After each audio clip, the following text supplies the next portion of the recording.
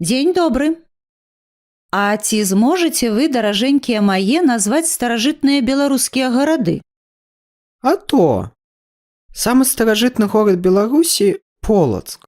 Я нават памятаю дату яго заснавання – 862 год. А Мінск на 200 гадоў маладзейшы. Упершыню ён прыгадваецца ў летапісах пад 1067 годам, калі была бітва на рацэ Нямізе. Дарэчы, мы шмат старажытных гарадоў называлі, калі гаварылі аб паходжанні іх назваў. І на карце адзначалі. Гэта ўсе беларускія гарады? Ха, усе. Іх яшчэ ведаеш колькі? Колькі? 100. Нават крыху болей. На канец 2017 года у Беларусі было 115 гарадоў. І ўсе яны ўзніклі ў старажытнасці? Не ўсе. Гарады як людзі. Сярод іх ёсць сталыя і маладыя. А некаторыя маладыя гарады маюць старажытную гісторыю. Як гэта магчыма?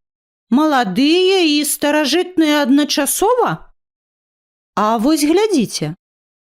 У Магілёўскай вобласці ёсць такі раённы цэнтр – Бялынічы. Горадам ён з'яўляецца ўсяго нічога, з 2017 года. Але звесткі пра вёску Бялынічы мы знойдзем у летапісах 16 стагоддзя. Яе набыў ва ўласнасць канцлер Вялікага княства літоўскага Леў Сапега.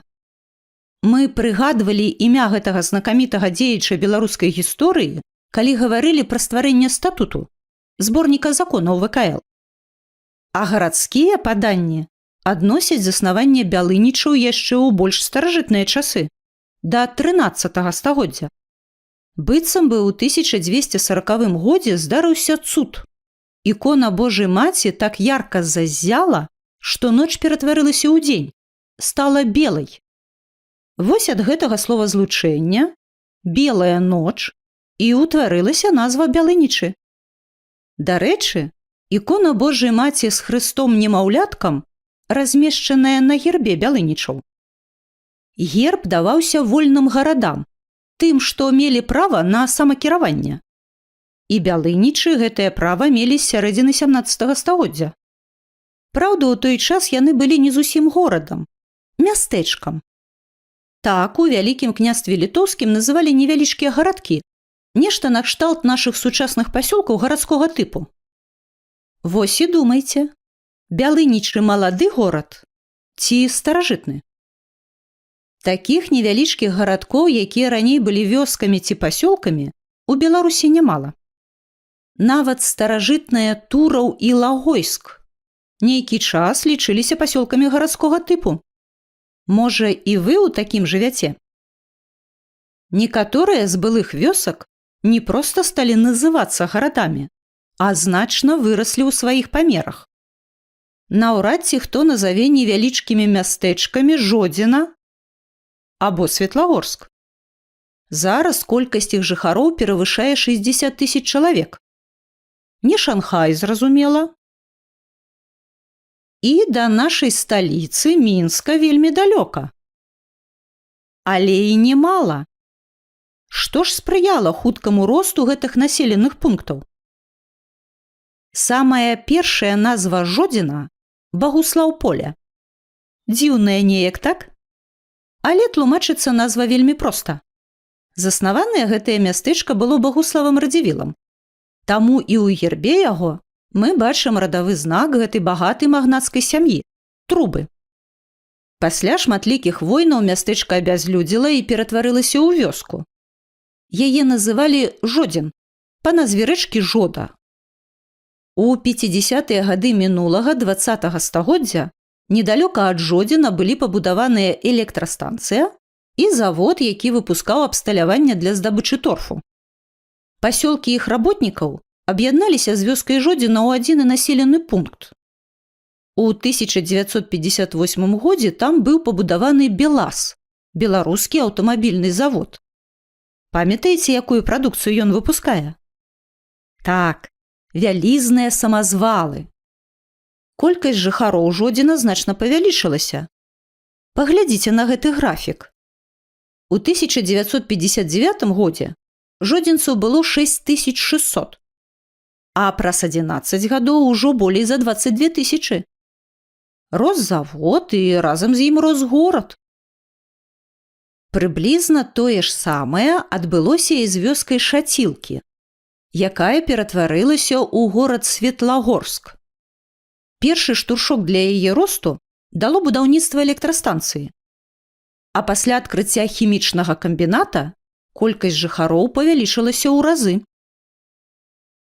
На Светлагорскім камбінаце хімвалакно выпускаюць штучныя валокны і тканіны.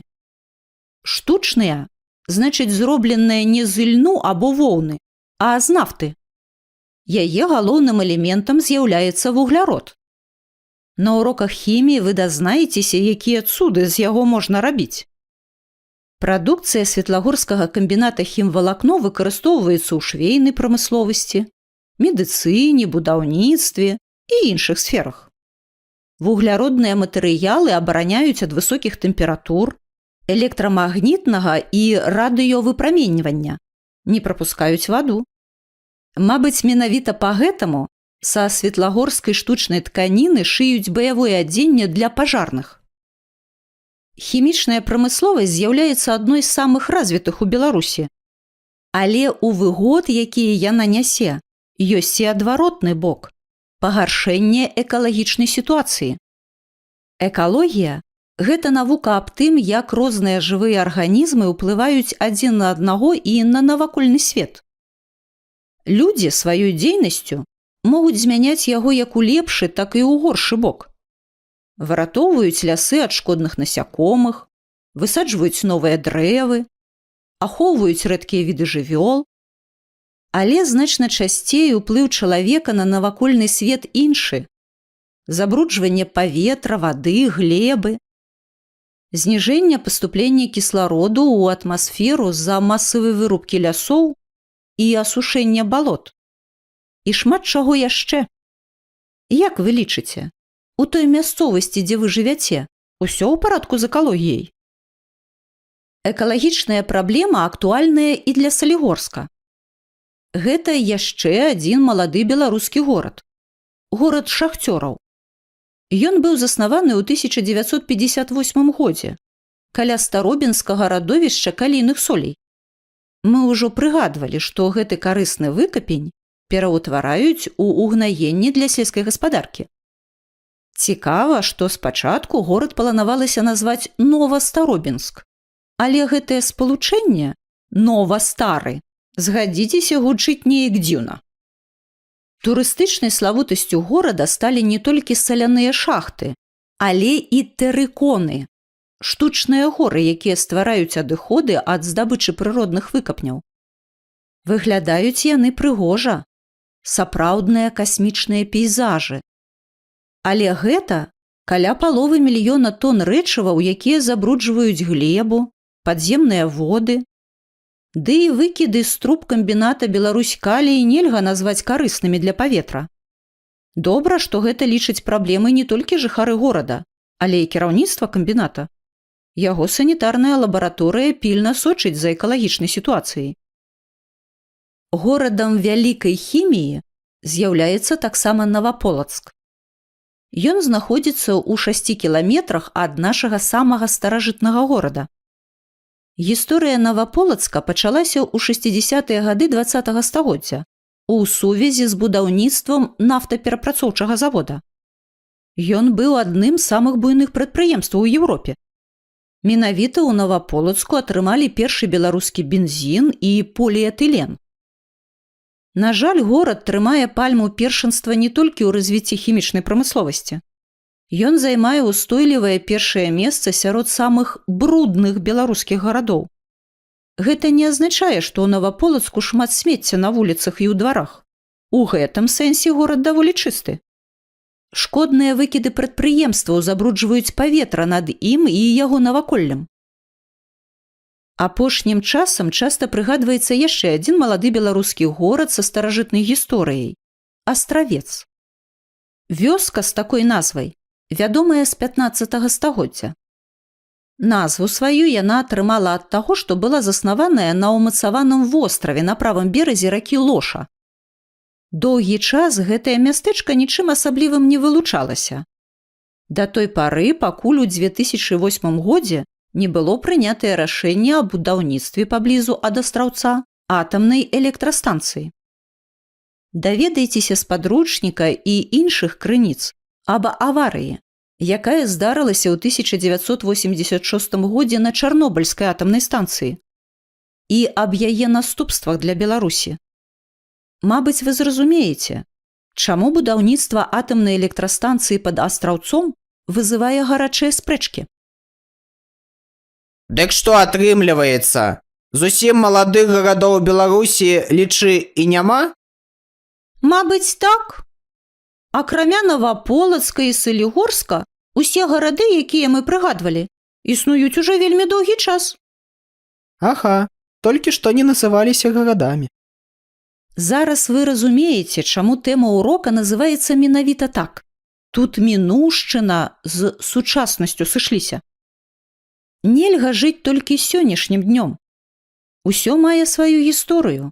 І краіны, і гарады, і людзі. А сучаснасць стане мінулым для будучага. Як вы лічыце, што нашы патомкі будуць гаварыць пра наш час? За што ўхваляць, а за што ўпікнуць?